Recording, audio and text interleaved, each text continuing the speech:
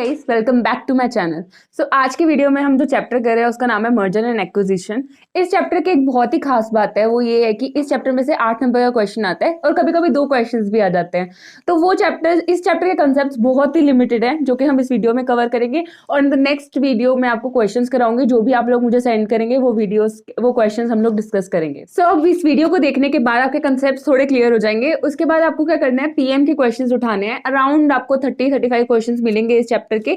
तो वो पीएम के क्वेश्चंस उठा के आपको सारे के सारे हाथ से करने हैं, क्योंकि ये चैप्टर बहुत इजी है और एक रिवीजन में काफी अच्छे से आपका क्लियर हो जाएगा।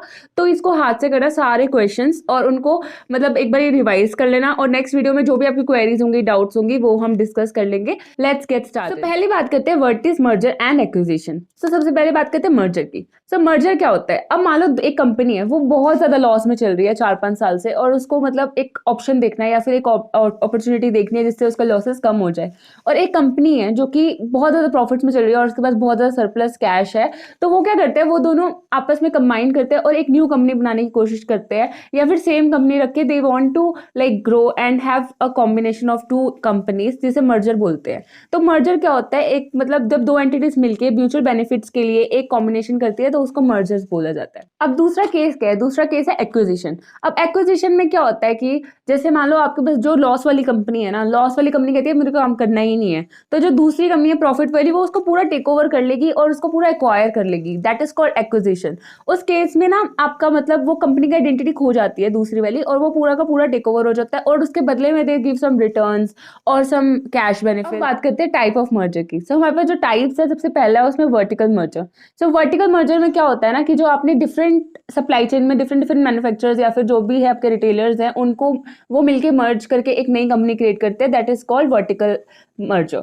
सो उसमें क्या होगा, मान लो एक कंपनी है ए, एक कंपनी है बी। जो बी है वो हैंडबैग्स बनाती है और जो कंपनी ए है वो लेदर मैन्युफैक्चर करती है। तो अगर वो दोनों डिफरेंट सप्लाई चेन के पार्ट्स है, राइट, तो वो अगर आपस में मिलकर मर्ज करते हैं अपना प्रॉफिट मार्जिन इंक्रीज करने के लिए, that is called vertical merger.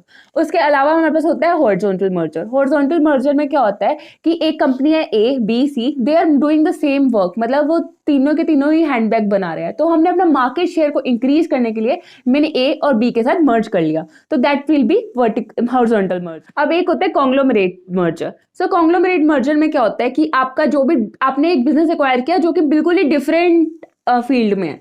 अब मान लो आपने हैंडबैग का बिजनेस करते हो और आपने उसके वॉचेस का बिजनेस एक्वायर कर लिया, तो that is called conglomerate merger. तो उसका बेनिफिट क्या होता है? उसका बेनिफिट ये होता है कि आपके पास सरप्लस कैश है और आपने उसको कहीं ना कहीं यूटिलाइज करना है, तो आप एक नई एक्टिविटी में इन्वेस्ट कर रहे हो, तो that is called conglomerate merger. इसके अलावा हमारे पास होता है कॉन्जेंटिक मर्जर। कॉन्जेंटिक मर्जर कैसे होता है? कॉन्जेंटिक मर्जर में हम लोग अपनी एक्टिविटीज को एनहेंस करते हैं। मान लो एक कंपनी है ए जो कि सिर्फ के सिर्फ लैपटॉप्स मैन्युफैक्चर करती थी। अब वो लैपटॉप के साथ अगर अपना सॉफ्टवेयर भी मैन्युफैक्चर करना चाहे, तो वो अगर ऐसी कंपनी को एक्वायर करती है जो कि सॉफ्टवेयर प्रोड्यूस करती है, तो दैट इज कॉल्ड कॉन्जेंटिक मर्जर।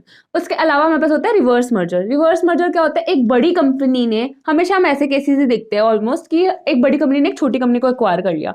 तो मान लो कि ऐसा केस कि अगर एक छोटी कंपनी ने किसी बड़ी कंपनी को एक्वायर कर लिया, that is called reverse merger. वो क्यों करते हैं? वो इसलिए करते हैं क्योंकि एक छोटी कंपनी जो है अपने आप को ग्रो करना चाहती है और बड़ा बनना चाहती है और वो लिस्टेड होना चाहती है, मतलब डिफरेंट रीजन से ऐसा हो सकता है। So now there are 2 forms of merger. One is called amalgamation and one is called absorption. Amalgamation आपने एफआर में भी पढ़ा होगा। तो अमालगमेशन में क्या होता है, जब 2 कंपनीज मिलके एक मर्जर करती हैं तो दोनों की आइडेंटिटी लूज हो जाती है और एक थर्ड आइडेंटिटी बनती है, दैट इज कॉल्ड अमालगमेशन। उसके अलावा हमारे पास एब्जॉर्प्शन रहता है। एब्जॉर्प्शन में क्या होता है, ए और बी 2 कंपनीज है, बी ने ए को एक्वायर कर लिया और बी की आइडेंटिटी रहेगी और ए की आइडेंटिटी लूज हो जाएगी, दैट इज कॉल्ड एब्जॉर्प्शन।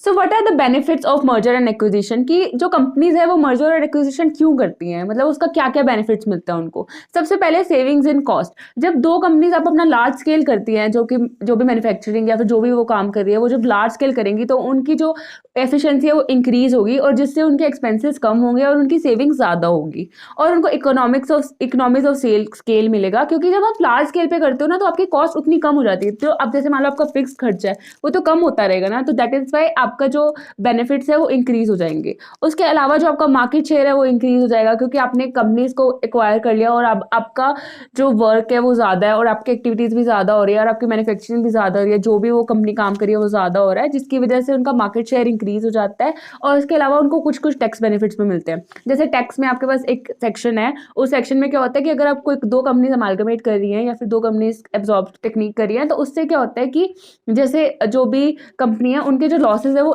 8 साल तक कैरी फॉरवर्ड हो सकते हैं। तो एक कंपनी जो कि बहुत ज़्यादा लॉस में चल रही थी काफ़ी सालों से, तो उसके लॉसेज को वो कैरी फॉरवर्ड हो जाते हैं और टैक्स बेनिफिट मिलता है कि जो कंपनी का प्रॉफिट है ना, उससे वो लॉस जो कैरी फॉरवर्डेड लॉस है वो नेट ऑफ कर सकते हैं। अब जब कंपनीज अपने आप को मर्ज करेंगी या फिर एक्वायर करेंगी, तो उसके बेसिस पे वो अपने शेयर होल्डर्स को भी तो कुछ पे करेंगे ना, तो उससे एक कंसेप्ट हमारे पास आता है which is called exchange ratio. So exchange ratio कैसे निकाल सकते हैं? Exchange ratio can be on the basis of the market value of shares, it can be on the basis of the earning per share and it can be basis on the basis of the book value पर share. तो उसका formula simple होता है आपका, जो उसका formula होता है वो that is the target company का ऊपर रखना होता है और हमें एक्वायरर कंपनी का नीचे रखना होता है बुक वैल्यू और या फिर जो भी मार्केट प्राइस है या फिर ईपीएस, उससे आपकी रेशो आ जाती है जिस रेशो के बेसिस पे वो अपना पेमेंट करते हैं। तो इसमें एक एक्सेप्शन है। वो एक्सेप्शन क्या है कि अगर मान लो कि उन कंपनीज में मतलब हम ईपीएस या फिर मार्केट प्राइस या फिर आपका जो बुक वैल्यू है उसके बेसिस पे नहीं कर रहे हैं एक्सचेंज रेशियो कैलकुलेट, हम लोग एक्सपेंसेस के बेसिस पे कर रहे हैं। तो एक्सपेंसेस के बेसिस में ना when you are doing it on expenses basis then वो ऑपोजिट हो जाता है फॉर्मूला। मतलब एक्वायर कंपनी का जो एक्सपेंस रेशियो है ना वो ऊपर आएगा और जो टारगेट कंपनी है वो नीचे आएगी। Same with the case of NPA. NPA is non performing assets. अगर वो नॉन परफॉर्मिंग एसेट के बेसिस पे रेशियो कैलकुलेट करे तो उसमें भी opposite case. So the next concept is accretive and dilution analysis. तो एक्रीटिव एंड डिल्यूशन एनालिसिस क्या होता है? अब मान लो कि आपने जो मर्जर किया उसके बाद आपका ईपीएस बढ़ गया, तो that will be your accretive and accretion. And अगर आपका ईपीएस कम हो गया after merger, that will be dilution. तो यही कंसेप्ट है हमारा एक्रीशन और dilution. So format of PNL क्या रहता है जब हम वैल्यूएशन करते हैं? तो फॉर्मेट में आपको बस सिंपल होता है कि आपका जो भी सेल्स है उसमें से ऑपरेटिंग एक्सपेंसेस माइनस करो, आपका एबिटा आ जाएगा EBITDA which is earning before earning interest and tax and depreciation and amortisation. उसमें से आपको डेप्रिसिएशन माइनस करना है तो आपका ईबीटीआईटी आ जाएगा। उसके बाद आपको इंटरेस्ट माइनस करना है तो आपका आ जाएगा अर्निंग बिफोर टैक्स। उसके बाद टैक्स माइनस करोगे तो आपकी अर्निंग्स आ जाएगी। उस अर्निंग्स को अगर आपको ईपीएस निकालना है तो आप नंबर ऑफ शेयर से डिवाइड करो, और अगर आपको मतलब अर्निंग्स ही चाहिए तो आप वो वाली अर्निंग्स यूज कर सकते हो। सो अब बात करते हैं वैल्यूएशन मेथड्स की। तो हमारे पास कितने मेथड्स होते हैं? सबसे पहले है free flow cash flow method. उसमें आपके पास दो मेथड्स होते हैं, एक होता है free flow cash flow to firm and free flow cash flow to equity.